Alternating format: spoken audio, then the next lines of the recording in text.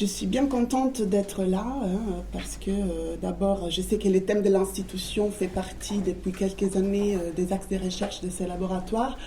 C'est un thème auquel je suis intéressée moi aussi depuis un certain temps. Et je suis aussi disons, contente d'être là parce que c'est l'occasion pour moi de partager, discuter, mettre à l'épreuve, disons, ma lecture de l'institution chez Sartre. En effet, c'est vrai que je suis spécialiste. Sartre, c'est l'auteur sur lequel j'ai fait ma thèse il y a une dizaine d'années sur la critique de la raison dialectique. Mais j'essaye précisément de l'amener, Sartre, sa philosophie politique, en dehors des cercles des spécialistes sartriens, disons. Et démontrer, disons, l'ambition que j'ai dans mes recherches, c'est démontrer qu'il peut être utile, ou en tout cas un interlocuteur important dans les débats philosophico-politiques contemporains. Donc, c'est vraiment l'idée de proposer un usage de Sartre dans et pour la philosophie politique et la philosophie sociale. Évidemment, Thomas le disait dans son intro, c'est un geste qui ne va pas immédiatement de soi, disons, parce que, d'une part, les analyses autour du Sartre politique se sont déroulées le plus souvent sur les terrains de l'assimilation critique que Sartre a fait de la pensée de Marx, donc rapport phénoménologie-marxisme, la manière dont Sartre a essayé aussi de injecter de l'existentialisme dans la pensée marxiste de son époque, ou alors du rapport, peut-être vous le savez, un peu controversé de Sartre au Parti communiste français. D'autre part, donc ça c'est disons, les premières, au premier degré de ce qu'on pense d'habitude quand on parle de la philosophie politique de Sartre. Mais ce qui est vrai, c'est que lorsque Sartre, qui, comme vous le savez, était un intellectuel engagé, disons, qui cherchait d'avoir une pensée emprise sur les problèmes de son époque, les problèmes sociaux et politiques, eh bien, lorsqu'il essayait de les analyser, il n'a jamais posé sa réflexion au sein d'un cadre conceptuel plus général ou d'une pensée systématisée autour du politique. Il a commenté, il prenait position souvent, vous connaissez sans doute par exemple la préface qu'il a écrite aux damnés de la terre de Frantz Fanon, etc. Mais au final, tous ces textes politiques, Sartre les rassemblait dans des recueils intitulés « Situations », et il y en a plusieurs, et qui, bien sûr, avait chaque recueil une espèce de fil rouge, des chaînes thématiques qui relient les textes réunis. Mais cette connexion, disons, ne produisait jamais une véritable systématisation conceptuelle de ce que Sartre considère comme sa pensée politique, disons. Donc c'est assez fragmenté, éparpillé, si vous voulez, dans les cadres de textes et situations. Donc la question de savoir s'il existe ou pas une véritable philosophie politique sartrienne est quelque chose qui reste controversé, même dans les milieux de spécialistes de la pensée de Sartre. Et tout particulièrement, la question est controversée lorsqu'on s'intéresse au problème de l'institution. Parce que ça, c'est vraiment quelque chose que dans sa pensée n'a pas fait l'objet d'une thématisation aboutie. Et même, d'habitude, on considère Sartre comme un penseur anti-institutionnel. Et c'est pas bizarre, parce que pendant toute sa vie, il a adopté une attitude assez critique à l'égard des différentes institutions. L'institution universitaire en premier lieu, il a toujours refusé d'être prof à l'université. L'institution politique, parce qu'effectivement, il ne s'est jamais inscrit au Parti communiste français. Il a été pendant un certain temps, comme vous le savez peut-être, un compagnon des routes du PCF. Il a, vous savez peut-être, il a refusé le prix Nobel pour Les mots, son roman autobiographique de 1964. Bref, il a toujours été au bord, si ce n'est pas en dehors des institutions. Il a voulu toujours avoir une attitude assez critique à l'égard des institutions. Et d'un point de vue, disons, plus philosophique et conceptuel, En fait, la question de savoir si on peut cerner une philosophie de l'institution chez Sartre, c'est une question qu'on pose très rarement parce qu'on la considère d'emblée comme réglée, au sens où les thèmes, disons, de l'institution tels qu'ils émergent dans la critique de la raison dialectique, donc l'ouvrage que Sartre a publié en 1960, eh bien, cet ouvrage a semblé, en tout cas en France, dès sa parution, comme un ouvrage obsolète, dans un contexte intellectuel où la pensée critique de l'institution trouvait à se renouveler par d'autres sources, disons. Par exemple, du côté de la linguistique structurale, du côté de la sociologie des habitus, on pense à Bourdieu, du côté de la théorie althussérienne des appareils idéologiques d'État, ou encore, disons, dans les sillages de la philosophie de Foucault, du côté de la généalogie des normes disciplinaires. Donc, dans ces panoramas, disons, français, la critique de la raison dialectique n'était pas prise en considération comme un terrain sur lequel on aurait pu reposer à nouveau frais les problèmes de l'institution. D'autant plus que l'ouvrage, je sais que certains d'entre vous, je ne sais pas s'ils sont présents, mais normalement Thomas m'a dit qu'il a fait un cours de licence, c'est ça, sur la critique de la raison dialectique. Donc je ne sais pas à quel point voilà, vous avez familiarité avec l'ouvrage, ce n'est pas du tout nécessaire, vous allez voir, pas de panique. Mais c'est vrai que dans cet ouvrage, les champs sémantiques auxquels Sartre associe l'institution, la question de l'institution, est connotée le plus souvent de manière négative, au sens où l'institution désignerait la pétrification et la bureaucratisation de l'action collective. Donc la critique, donc l'ouvrage sur lequel je vais centrer mon exposé, serait un ouvrage où Sartre, disons, cherche à exposer une espèce de destin funeste de tous les groupes humains qui auraient un moment d'effervescence et de créativité, disons, collective, suivi nécessairement par ce moment de refroidissement, c'est-à-dire cette retombée dans l'inertie glacée des institutions. Et alors l'institution serait tout simplement l'aliénation, en partie créée, en partie subie, de l'action collective. Et c'est vrai qu'on a des passages dans l'ouvrage où Sartre souligne que l'institution serait le moment de l'involution d'un groupe, les moments où les groupes se désintègrent en tant que groupe, en tant que praxis collective avec une énergie de transformation et devient quelque chose d'inerte et d'aliéné. Alors, ce que je vous propose aujourd'hui, c'est de rentrer de manière absolument ciblée dans cet ouvrage. Encore une fois, je vais prendre beaucoup de précautions pour que ne soit pas, pour que vous puissiez me suivre. Si ce n'est pas le cas, n'hésitez pas, en tout cas, à m'interrompre. En tout cas, une rentrée ciblée dans l'ouvrage pour vous montrer la possibilité d'une autre lecture du problème de l'institution chez Sartre. Une lecture qui valorise, disons, la dimension pratique de l'institution, l'effet qu'elle soit toujours un mélange d'activité et de passivité, de praxis et d'inertie.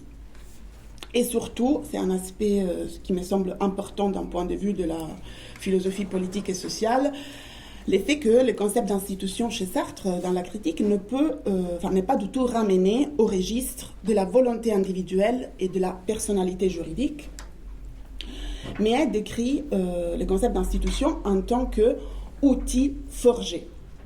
Outil forgé par un groupe qui cherche à donner une continuité à ses acquis politiques tout en restant ouvert à la transformation.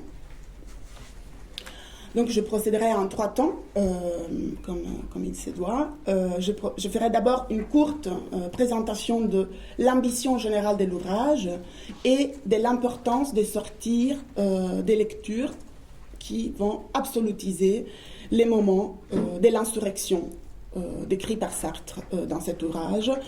Moment événementiel que Sartre nomme les groupes en fusion ou les groupes apocalypse. C'est le moment de l'insurrection révolutionnaire, si vous voulez. Mais ce n'est pas que... Enfin, je veux dire, c'est un moment de la critique, mais souvent les gens s'arrêtent à ces moments-là, en fait. Et ils ne poursuivent pas la lecture, qui est effectivement une lecture qui demande beaucoup de travail, de patience. Le deuxième temps de mon exposé sera en fait un focus sur une notion centrale de la critique, qui est la notion de serment, que Sartre considère comme étant les fondements non institutionnels des institutions. Et c'est là que la chose commence à nous intéresser de manière plus précise. Les serments est une catégorie donc qui est indissociable du concept sartrien d'institution et qui est intéressante pour moi, qui quand même je l'ai travaillé longuement dans mes recherches, parce qu'elle est une voie à travers laquelle Sartre essaye de se éloigner des théories contractualistes, des théories du contrat social et de la logique de la souveraineté moderne. C'est un peu un concept qui permet à Sartre de se situer sur un terrain critique à l'égard de la constellation des concepts politiques modernes. Troisième temps, et qui sera le dernier de mon exposé, je vais essayer d'expliciter la conception de l'institution qui découle de l'appareil conceptuel de la critique, et notamment de la notion de serment, et essayer de montrer pourquoi elle peut être intéressante, opérationnelle pour les débats contemporains autour du problème de l'institution dans les champs de la philosophie politique et sociale. Donc, voilà, c'est le moment de voir.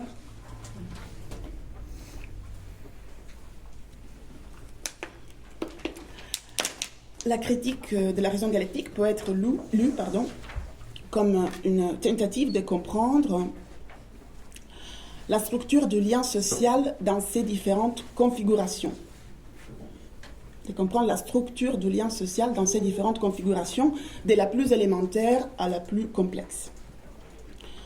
Ces configurations, Sartre les appelle les ensembles pratiques. Les ensembles pratiques, théorie des ensembles pratiques, c'est le sous-titre du premier tome de l'ouvrage.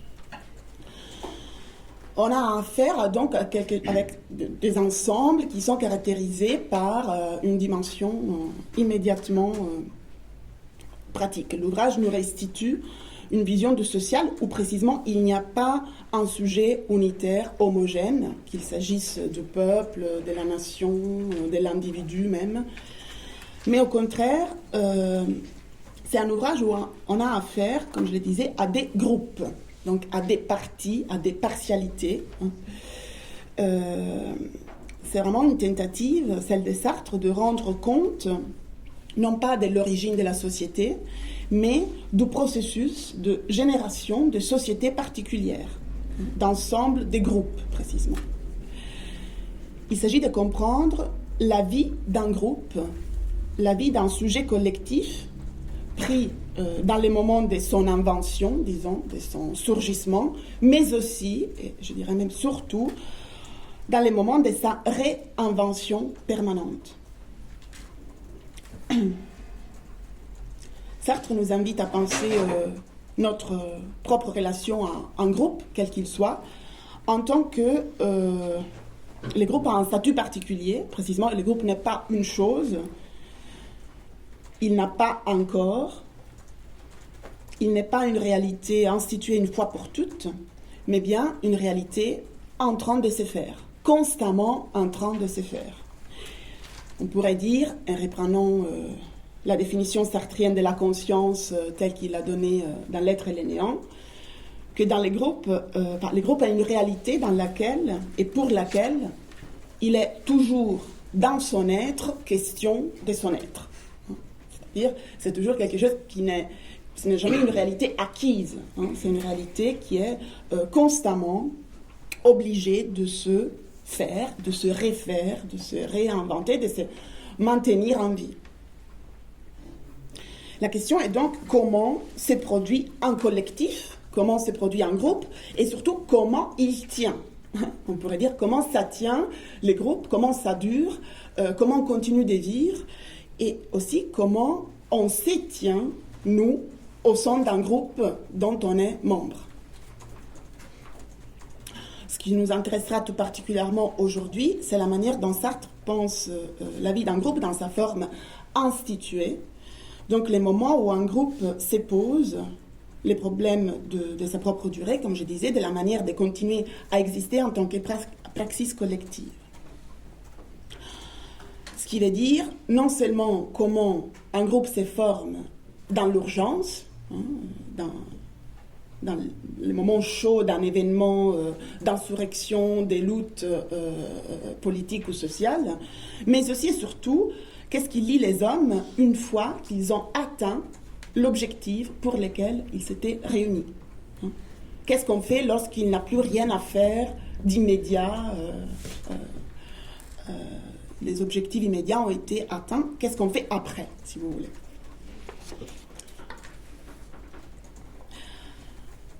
Autrement dit, qu'est-ce qu'on fait après l'événement qui a produit la formation d'un groupe. Alors, c'est pour ça que moi, j'essaye, dans mes recherches aujourd'hui aussi, à me situer après les moments purement événementiels de la formation d'un groupe, un moment qui est néanmoins théorisé par Sartre dans l'ouvrage, et que Sartre décrit à travers la catégorie d'apocalypse. Je veux juste dire un mot sur cette catégorie, parce que, voilà, c'est, disons, un terme mobilisé par Sartre, un terme bien sûr d'origine théologique, mais que Sartre utilise pour décrire une expérience spécifique de la temporalité et une forme particulière des liens entre les membres d'un groupe, c'est-à-dire un mode d'existence particulier d'un groupe que Sartre définit fusionnel. C'est les groupes en fusion. Donc c'est les groupes propres dans les moments de sa insurrection révolutionnaire. Si vous voulez, l'apocalypse, les groupes apocalypse, les groupes en fusion, ce sont des synonymes, est le moment de l'émergence d'une forme collective de liberté qui se perçoit comme en rupture avec le passé et aussi un peu comme suspendue dans l'exceptionnalité d'un temps, on pourrait dire extra-historique, parce que de facto, même dans la tradition théologique, l'apocalypse, c'est la fin de l'histoire, la fin du temps historique qui ouvre, après les jugements derniers, le temps de la deuxième venue du Messie. Alors Sartre reprend cette catégorie d'un roman d'André Malraux sur la guerre civile espagnole, un roman qui s'intitule L'Espoir, dans lequel il y a un des personnages du roman qui déclare « L'apocalypse veut tout et tout de suite ». Mais le problème, c'est que dans la lutte, ces désirs d'immédiateté de l'apocalypse se transforment en certitude d'une défaite, pour une raison très simple, c'est que par définition, l'apocalypse n'a pas d'avenir.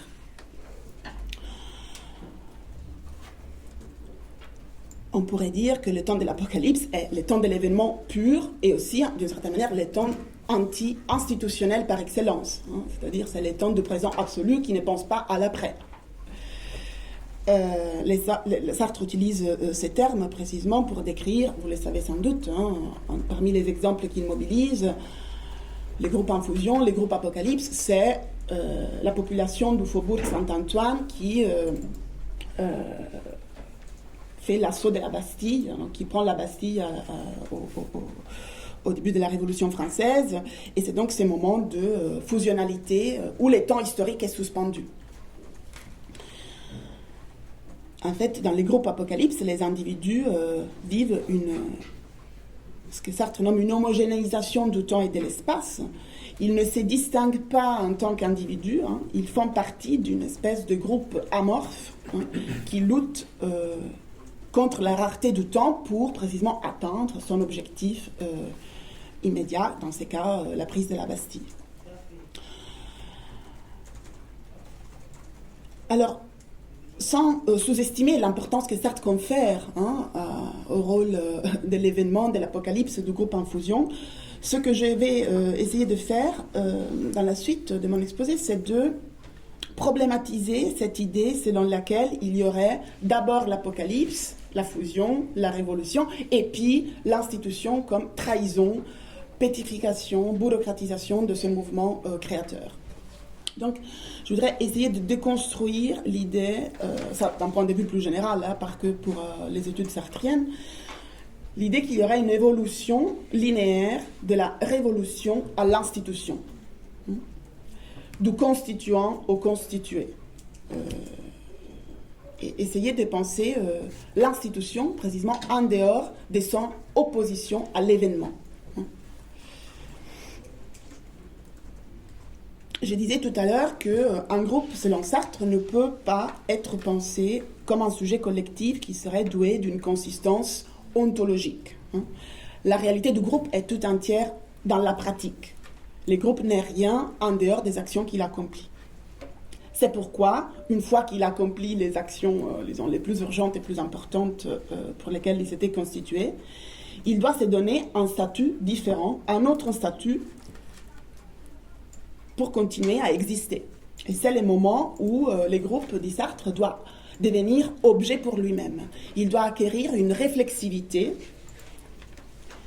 Il doit inventer la forme de sa propre permanence dans les temps. Il doit instituer ce que Sartre nomme une hétérogénéité réglée.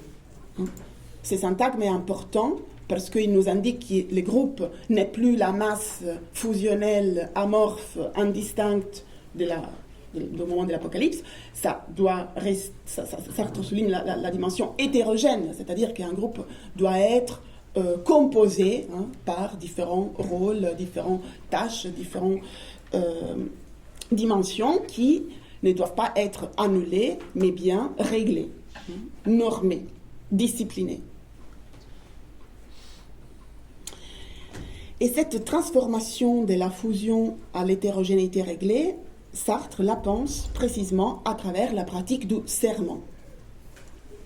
C'est un terme, j'en conviens, un peu bizarre, un peu poussiéreux, sans doute aux saveurs antimodernes, mais qui en réalité, comme je l'ai anticipé, joue un rôle important dans la critique et tout particulièrement dans l'analyse sartrienne de l'institution.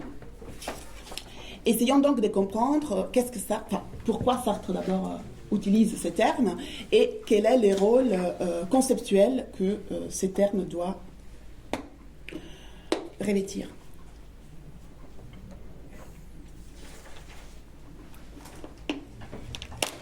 Alors, tout d'abord, Sartre souligne que la pratique du serment n'est pas concevable à partir de la volonté individuelle.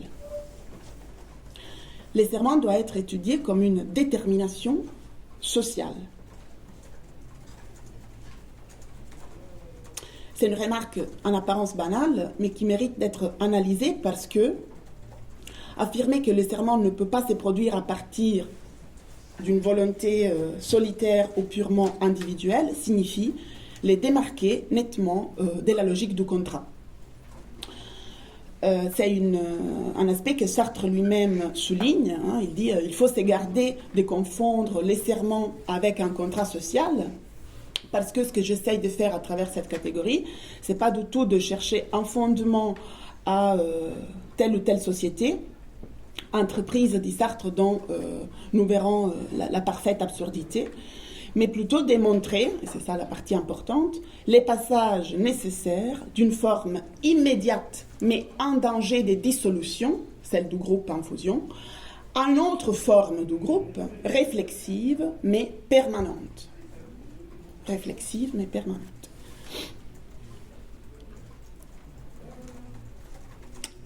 Alors, petite digression sur la parfaite absurdité mentionnée par Sartre, parce que dans cette revendication de la différence entre les serments et les contrats sociaux, en fait, il essaye de se éloigner, disons, de théories du contractualisme justnaturaliste moderne, dans lesquelles les contrats, je dis des choses probablement très connues, mais à la fonction de fournir un fondement à la genèse de la forme politique et de justifier de manière rationnelle la subordination des sujets au pouvoir du souverain. Souverain qui peut être un individu ou bien une assemblée. Ça ne change pas la logique conceptuelle.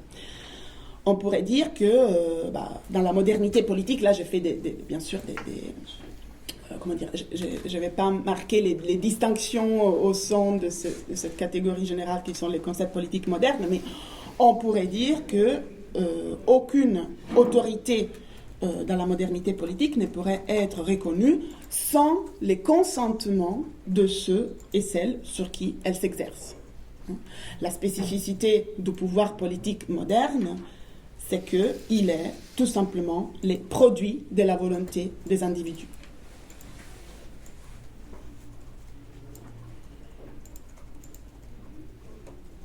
Aucune autre obligation ne saurait valoir pour une volonté libre en dehors de celle qu'elle a librement et préalablement reconnue.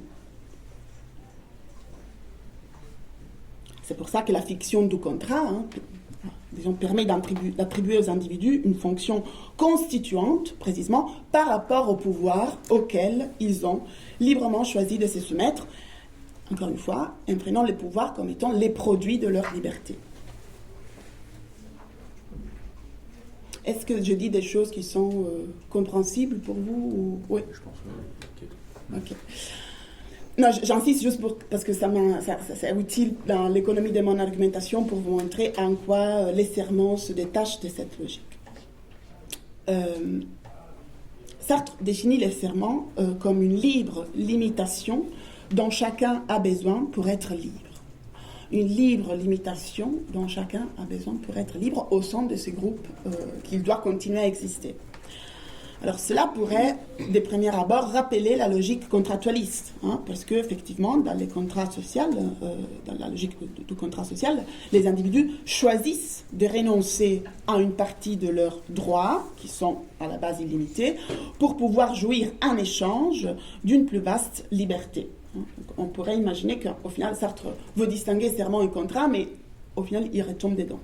En réalité, la différence réside, me semble-t-il, dans les types de liberté qui est en jeu dans un cas et dans l'autre.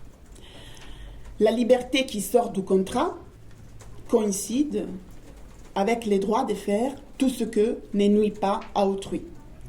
Et ça présuppose une vision de l'homme nécessairement, comme vous me disiez tout à l'heure, comme volonté individuelle, solitaire, comme monade isolée, repliée sur elle-même, pour reprendre l'expression de Marx.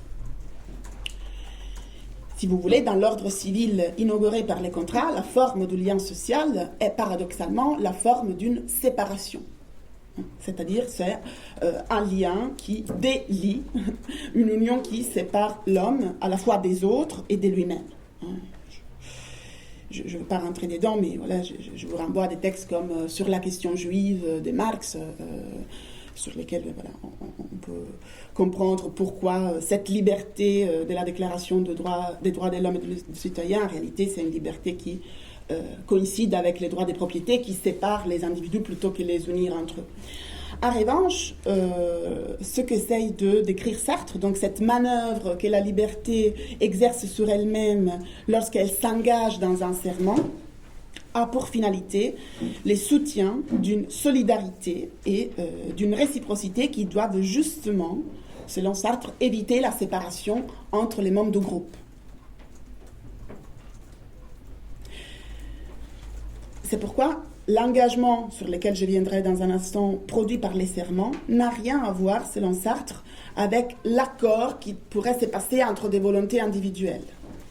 Je prends le temps de citer 3 lignes de la critique de la raison dialectique.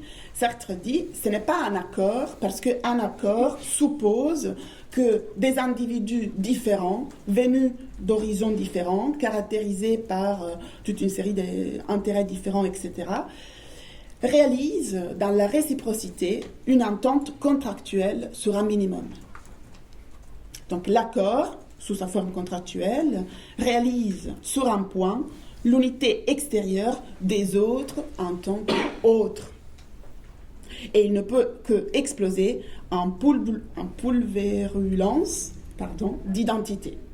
C'est-à-dire l'accord présuppose des individus séparés, qui sont autres en tant qu'autres, et que au final, sont juste, c'est toujours 1 plus 1 plus 1 plus 1, et on s'accorde.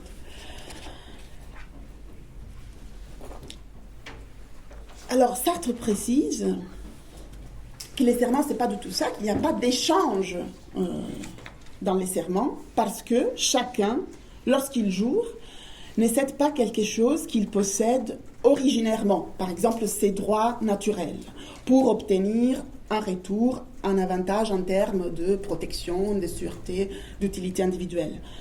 Jurer, dit Sartre, équivaut à donner aux autres ce que l'on n'a pas. Donner aux autres ce qu'on n'a pas. C'est ça qui m'intéresse de décortiquer un peu comme expression. Sartre, je cite 2 lignes, il dit « Pour que je puisse compter sur les groupes, il faut que chacun puisse compter sur moi.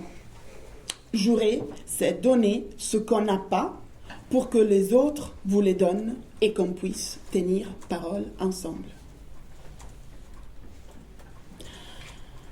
Il ne s'agit pas ici de se priver de quelque chose et les donnant à l'autre pour se le réapproprier à la fin du processus. Hein? On pourrait dire que les serments, tels que Sartre les décrit, se caractérisent par cette dimension radicalement anéconomique, parce qu'ils ne présupposent pas la possession individuelle de l'objet donné à l'autre. Ce n'est pas une logique du retour, de la réappropriation de l'utilité individuelle qui est en jeu. Je viendrai ensuite sur c'est quoi ce qu'on n'a pas et qu'on doit donner pour que les autres nous le donnent aussi. Mais je fais déjà une petite... pour ceux d'entre vous qui sont familiers avec la philosophie de Merleau-Ponty, je signale que l'une des définitions que Merleau-Ponty donne de l'institution dans son cours au Collège de France est précisément à voir précisément avec ce qu'on n'a pas. L'institution permet de rendre à l'avenir ce qu'on n'a pas.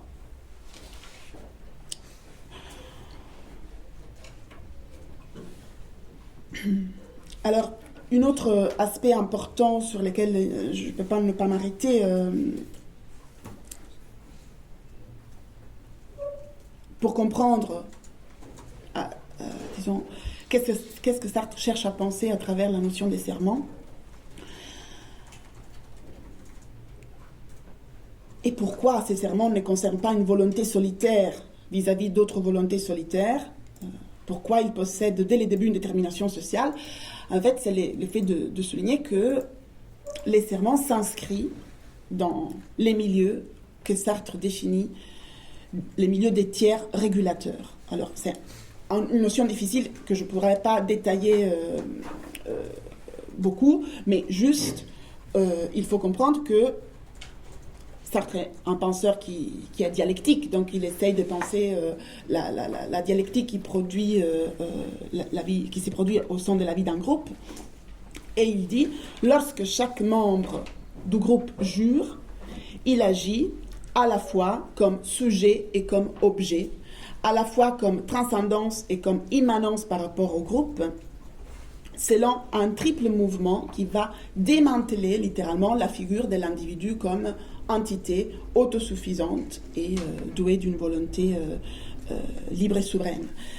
Pourquoi c'est important de comprendre que ce serment se donne dans les milieux des tiers, c'est-à-dire il n'y a pas un individu en face d'un autre individu, il y a toujours au moins 3 individus dont les rôles ne sont pas établis une fois pour toutes, donc, et chaque tiers est tiers pour tous les autres. C'est pour ça que je me disais, même si c'est difficile de l'expliquer un peu de temps, que c'est utile de reprendre ces passages de Sartre. Je vous demande, voilà, je m'excuse d'avance pour les citer, mais il n'y en aura pas beaucoup d'autres. Je cite donc Sartre qui dit « Les premiers mouvements est déjurer pour faire jurer les autres ». C'est-à-dire pour se cautionner contre la possibilité que les autres se dispersent. L'objectif est toujours de rester ensemble, rester unis. Le deuxième mouvement de l'opération de jurer est celui de jurer pour se protéger contre soi dans les autres. Se protéger contre soi. C'est-à-dire Les serments que j'ai faits reviennent de l'autre en tant que tiers à moi et me réintègre au groupe parce que il me permet de me garantir moi-même contre ma propre trahison possible. Et me garantissant contre ma propre trahison possible, les serments peuvent affirmer à tous que je ne serai pas celui par qui la trahison arrive. Et la même chose la font les autres. Donc il ne s'agit pas juste de se protéger contre les autres, il s'agit aussi de se protéger contre soi-même, contre les risques de ne pas tenir parole, c'est-à-dire d'abandonner les groupes.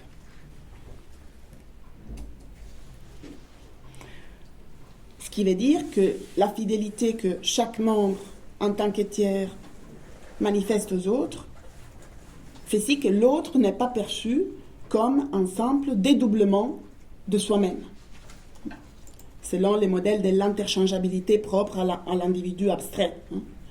L'autre est un frère complice, dont Sartre dit « l'existence dépend de la mienne, comme la mienne dépend de la sienne, dans l'irréversibilité d'un libre consentement ». Tout ça pour dire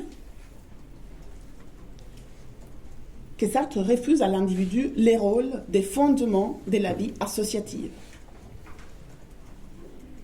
Il s'efforce de produire une compréhension de la praxis commune en tant que telle, sans la ramener à la volonté des individus. Et ça, c'est quelque chose pour moi qui a, comme je dirais dans la suite, des implications importantes pour une pensée philosophique de l'institution. Donc, irréductibilité de la praxis commune à une multiplicité d'identités individuelles séparées qui découle de cette conception du groupe comme entreprise, c'est-à-dire comme un travail, dit Sartre, systématique sur les relations fondamentales qui unissent les hommes. Un travail systématique sur les relations, sur les statuts du lien qui unit les hommes. Ce qui ne veut pas dire que Sartre veut effacer la singularité de la praxis individuelle. Mais par contre, ça veut dire qu'il montre que la praxis individuelle, la volonté des individus, acquiert un statut d'existence neuf une fois qu'on considère son inscription dans la réciprocité des rapports, des relations et des conditionnements, y compris institutionnels.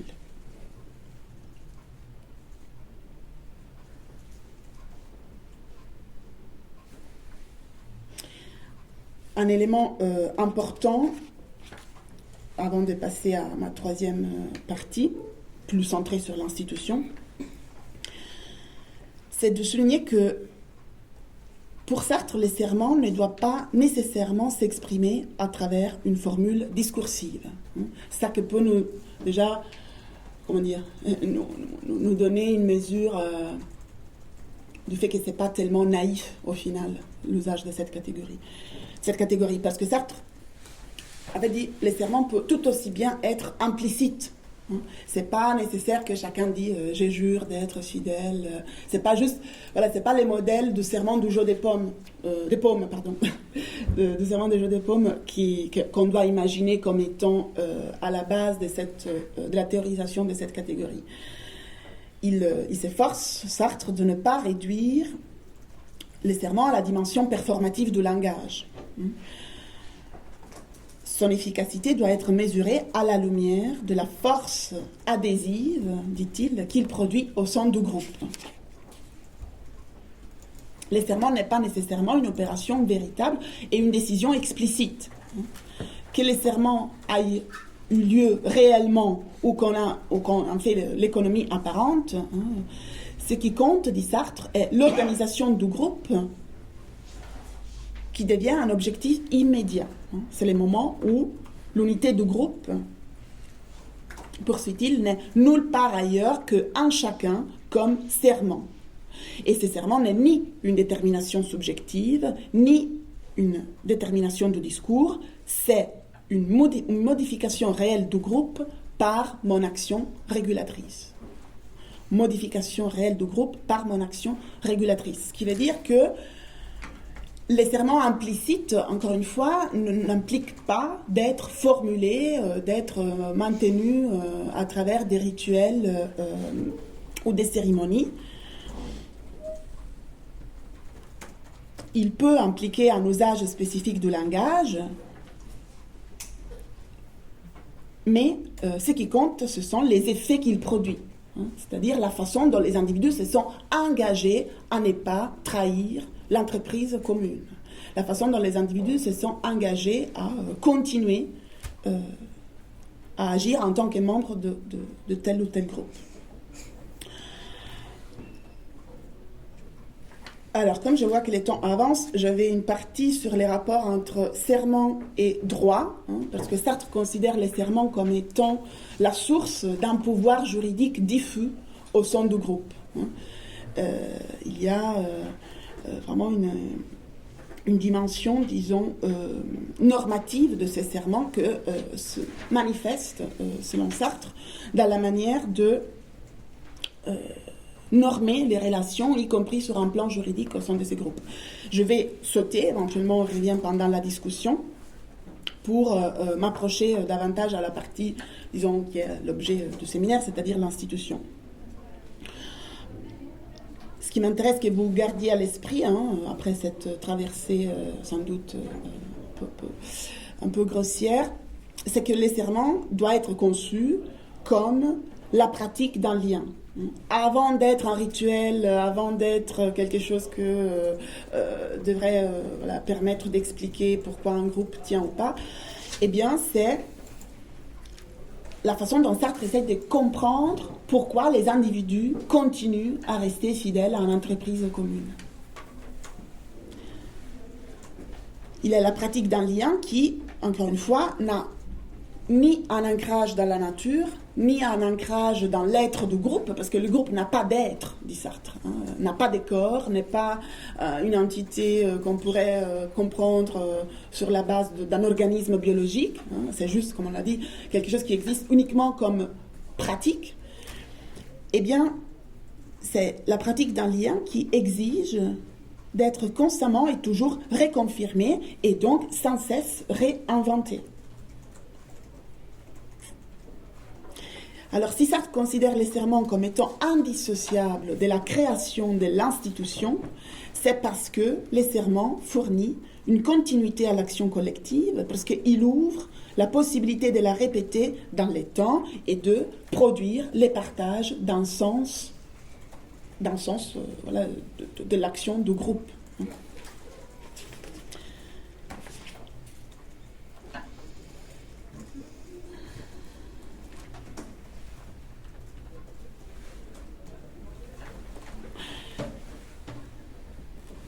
Alors, les serments, souligne Sartre, qu'ils soient implicites ou explicites, définissent chaque membre comme étant un individu commun. Non seulement parce qu'il concerne son être dans les groupes, mais encore une fois parce que ce serment ne peut avoir lieu en chacun qu'à travers la médiation de tous.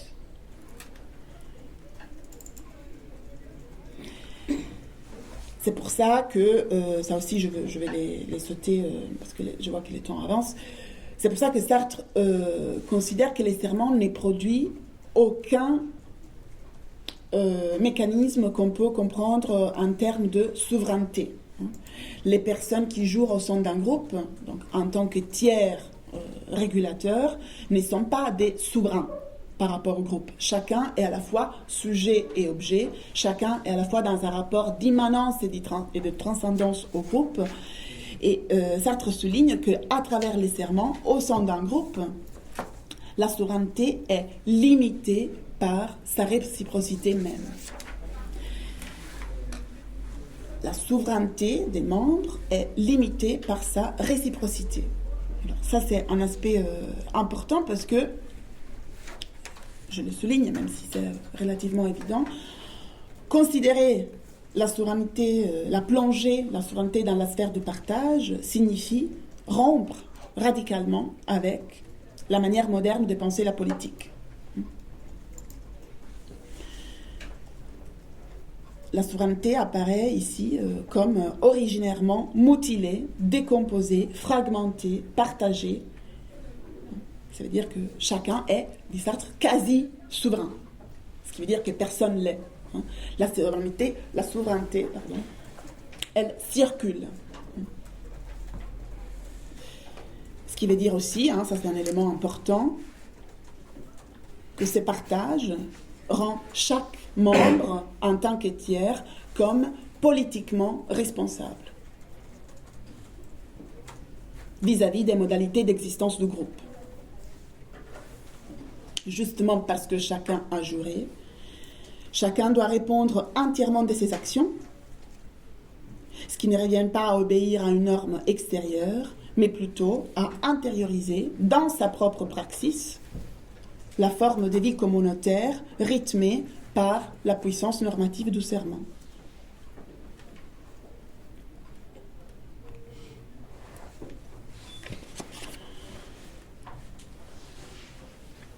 Et d'une certaine manière, cette circulation horizontale de la quasi-souveraineté déstructure, neutralise, on pourrait dire, la verticalité du pouvoir. C'est le moment où les groupes n'ont pas besoin d'identifier un chef charismatique, parce que chacun, en tant que membre, est quasi souverain.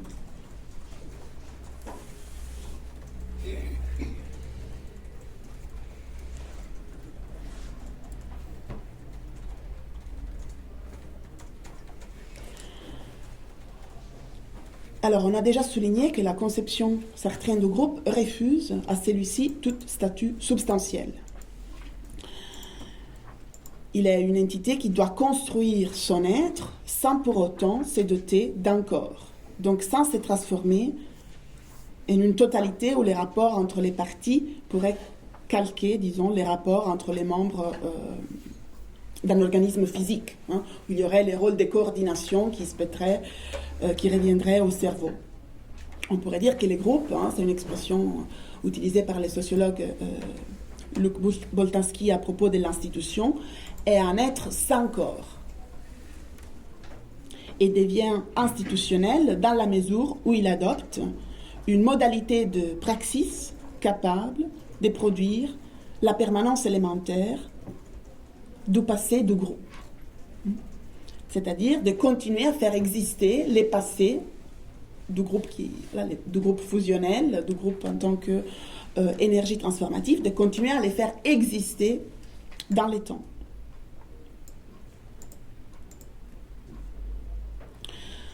Grâce aux liens produits par les serments, Sartre dit précisément pour cette capacité à faire durer l'essence de l'action collective, l'institution est une esquisse de l'avenir dans sa rigidité.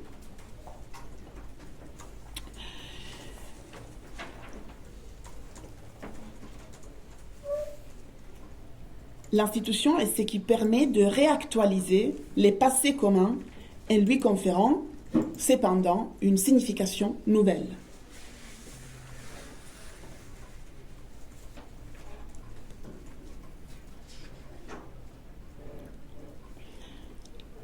Alors ici, on commence à rentrer dans la définition sartrienne de l'institution, qui est aussi décrite comme l'autodomestication systématique de l'homme par l'homme. Autodomestication systématique de l'homme par l'homme. Définition qu'on pourrait tout de suite ramener aux lectures que je vous disais au début. Au final, c'est une dimension de coercition. Mais en réalité, je pense qu'on peut la lire, pas nécessairement comme une définition qui véhicule un rapport d'asservissement de la praxis individuelle de la part du groupe institutionnel. Si on va se référer, disons, au sens étymologique de la domestication, eh bien cette pratique indique plutôt la mise au service de l'homme de quelque chose qui en tant que tel n'est pas directement disponible et qui demande par conséquent à être transformé. Donc la domestication, c'est domestiquer quelque chose, c'est les rendre disponibles à des finalités humaines.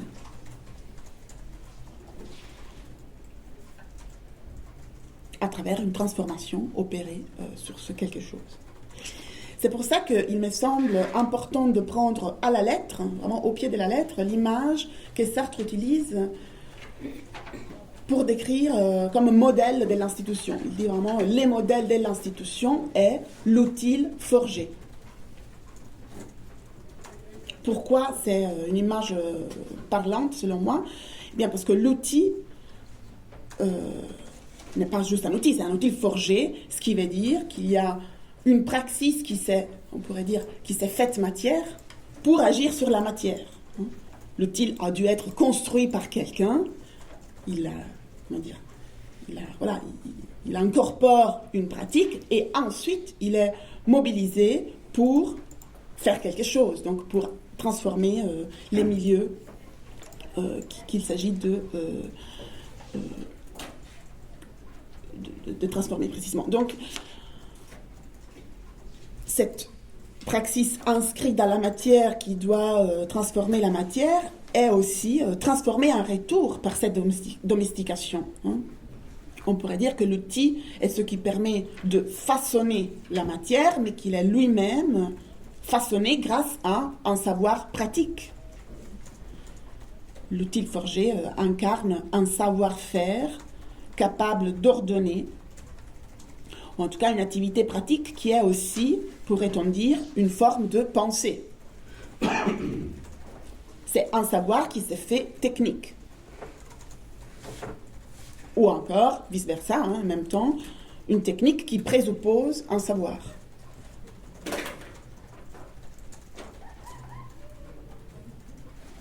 Alors les moments institutionnels en tant qu'autodomestication du groupe et les processus par lesquels la praxis collective cherche à contrôler et à régler les conditions de production et reproduction de sa vie en commun.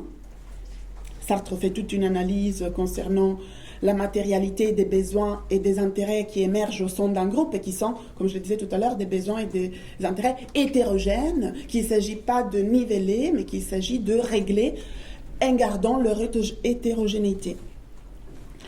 Et ce contrôle, disons, que les groupes exercent sur soi, doit être fait au moyen d'une action constante sur lui-même, dans le but de les conserver précisément dans son non-être substantiel, dans sa réalité uniquement pratique.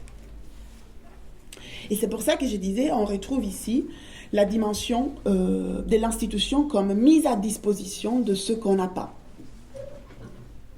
Donc, dimension par laquelle Sartre avait défini les serments et que je disais rappelle la définition merleau-pontienne de l'institution. Pourquoi? Parce que imposant les conditions pour réaliser dans l'avenir ce dont elle ne dispose pas dans le présent, l'institution instaure une continuité qui ne peut pas être le simple prolongement de ce qui existe. Ça, c'est un point essentiel pour moi, pour toute pensée philosophique de l'institution, parce que la durée qu'elle garantit n'est pas la permanence d'une substance qui resterait identique à elle-même, étant donné que cette substance n'existe pas. Il n'y a pas d'identité collective, il n'y a pas de substantialité de groupe. La définition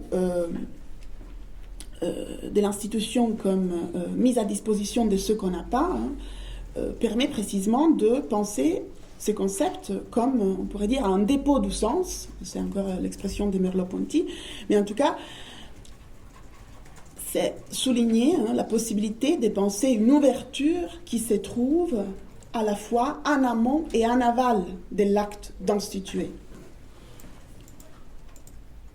Donc instituer au sens de tracer un champ de possibilités qui ne sont pas soumises à un contenu déjà donné.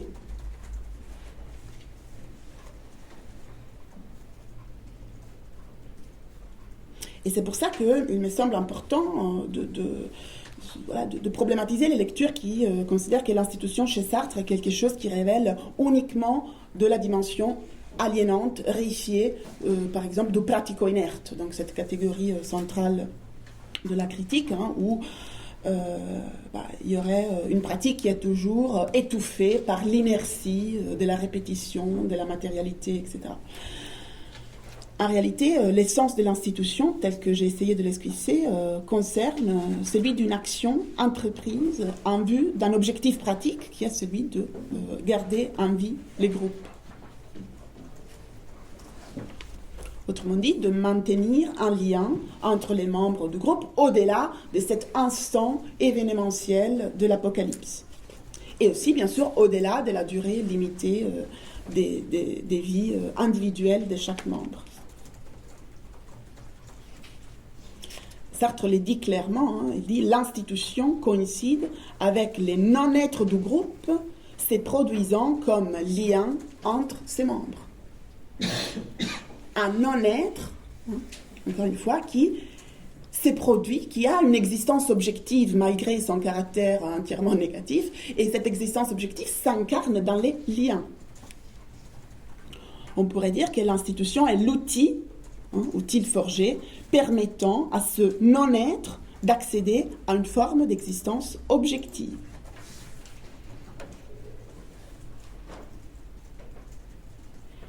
Et cette objectivité n'est pas uniquement l'objectivité du pratico-inerte, n'est pas uniquement l'objectivité aliénante, au point que Sartre utilise un autre syntagme intéressant pour décrire l'institution, qui est celui de passivité active. La passivité produite par les caractères, si vous voulez, récursifs de l'institution, par l'effet que toute institution implique une certaine répétition du passé, n'est pas la répétition d'eux-mêmes, ce n'est pas une passivité purement inertielle, c'est-à-dire qui se continue selon la loi de l'inertie, mais c'est une passivité qui a en soi, qui est traversée par une activité.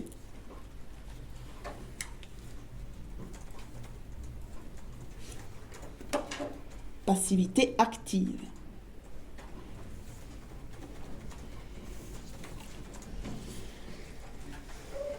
Alors, je vais vraiment terminer, au-delà du fait qu'il est temps et puis j'ai plus de voix.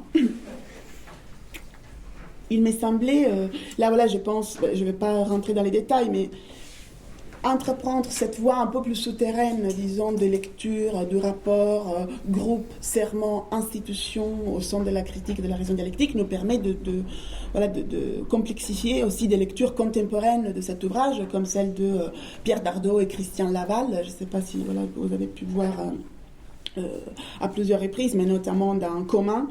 Ils font une analyse, ils discutent en fait toute une série d'inventions conceptuelles de la critique, mais au final ils disent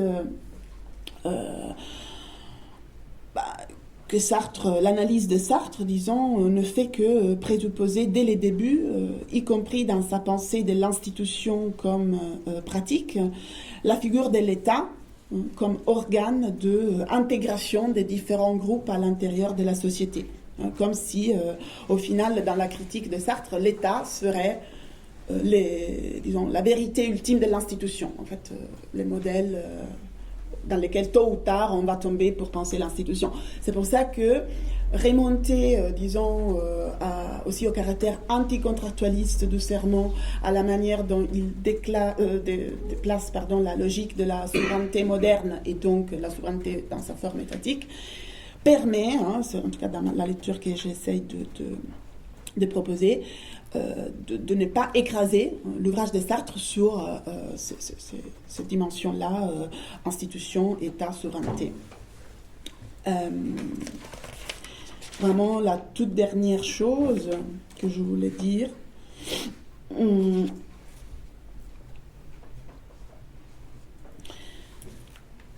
c'est de comprendre en quel sens le serment peut être condition des institutions. Le serment indique une certaine pratique de lien, une pratique qui implique une discipline. Sartre dit que c'est une discipline librement consentie, qu'il ne faut pas confondre avec la simple acceptation, des prescriptions extérieures auxquelles chacun devrait conformer passivement ses conduites. Au contraire, dit Sartre, ce que chacun découvre dans l'action du groupe, après les serments, et y compris dans les groupes institués, ce que la discipline l'affecte dans sa liberté même, nécessairement, d'une certaine forme d'extériorité qui soutient ces liens d'intériorité avec chacun.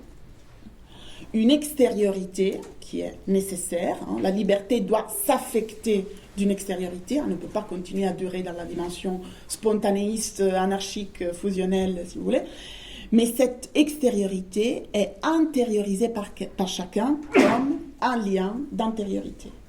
C'est-à-dire que je me reconnais comme libre dans les liens. Les liens n'est plus ce qui limite ma liberté, mais c'est la voie pour l'exercer de manière concrète. Donc cette réglementation de l'hétérogénéité produite par les serments et par l'institution n'est pas quelque chose qui émerge spontanément d'une capacité supposée de la multitude à se auto-instituer comme sujet politiquement agissant. Sartre le dit, les groupes ne peuvent pas vivre sans institution. Sinon, ils se condamnent à ce qu'il nomme une apocalypse morose, c'est-à-dire un groupe sans institution, c'est un groupe auquel rien ne peut arriver sauf de mourir. Et en ce sens, il me semble que l'usage sartrien du serment comme condition qui est bien sûr nécessaire mais pas suffisante des institutions peut ouvrir une voie pour repenser à la fois la normativité nécessaire au sein des groupes sociaux, de tout type de groupes, et aussi une voie pour repenser la fonction du droit, c'est-à-dire de cette capacité à produire une normativité que Sartre n'hésite pas à qualifier de juridique, et un droit qui n'est pas uniquement émanation de la souveraineté étatique, mais qui est aussi, et plus profondément, Sartre le dit, un ensemble de pratiques juridiques qui émergent de l'organisation des intérêts des groupes qui composent une société donnée. Et de ce point de vue, on pourrait s'inspirer des analyses sartriennes du rapport serment-institution pour repenser la récursivité propre au droit et à l'institution comme des outils forgés pour expérimenter des formes nouvelles de socialisation. Voilà, j'ai terminé. Je vous remercie pour votre attention. Désolée, j'ai évidemment dépassé les temps, mais voilà, j'espère qu'on pourra poursuivre dans les échanges et revenir sur les choses que j'ai brutalement sautées dans mon exposé. Voilà, merci à vous.